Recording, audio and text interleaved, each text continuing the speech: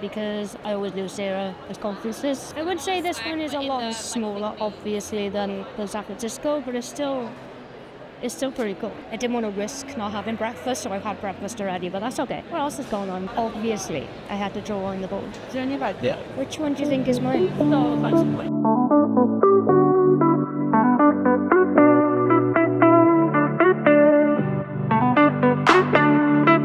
Managed to get some prime seats for the keynote. I'll flip you around now, you can have a look. It's pretty much a guest. That's what I'm gonna say. We're a guest, okay? Or we're one row behind the guests.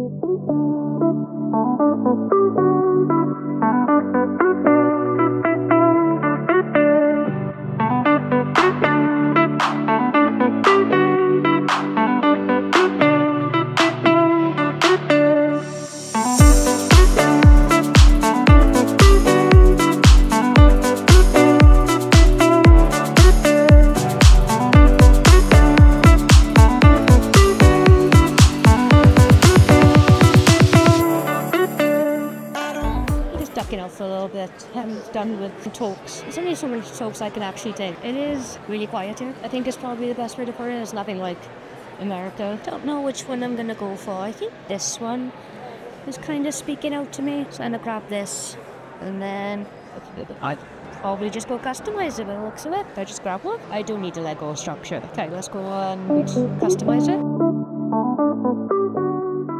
Okay, let's jump into this a little bit quickly. I get a bit fatigued every time I listen to a lot of talks, but hey ho, here we are. Here's the little rundown of what we've learned so far. So, first thing that I'm really excited for is obviously Figma site. It's just a website builder.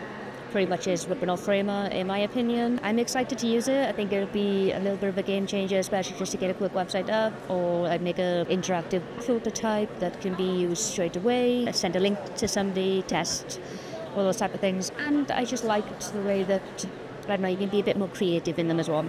That seemed to be the tone this year, is more the creative side of it and not so much the product design side of it, which I do have my thoughts about. I think they could have done a lot more with their design systems, accessibility, Figma Buzz. That's going to be good for like marketing teams and focusing on stuff like that. But the only thing is, I think, is maybe towards the payment terms. I don't know how that's exactly going to work, and whether companies are going to want to invest into different seats for their marketing team. I guess we'll see how that works in practice. But I like the idea of it, of how you can just like make marketing assets, lock down those assets. Figma Draw, yes, this does look pretty cool. If you're really into illustration, you can just copy and paste between whichever product that you want to use, which I do really like. I like the fact that you can be designing in Figma and then just copy and paste what you've designed into Figma site. Yeah, same with Figma Buzz as well, Figma Draw. But I think the biggest game changer is probably the grids.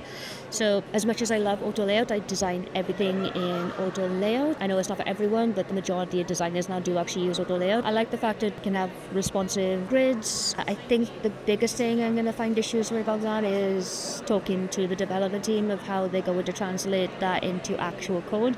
But I suppose since Figma can spit out the code as well now, or at least spin it up, it'd be an easier understanding and a more of a collaborative process. That's my Figma roundup. My personal feelings on it is obviously that they still prioritize accessibility. I think that's something that Figma could probably take on next year, and I really, really hope that they do prioritize accessibility and how we can maybe get more people involved in accessibility and really start thinking about it, and even to the point of like maybe having some live updates to say, you know, color contrast or some warnings that maybe pop up, or maybe just standard out of the box components which are accessible. Again, that would be a game changer. That's my little rundown.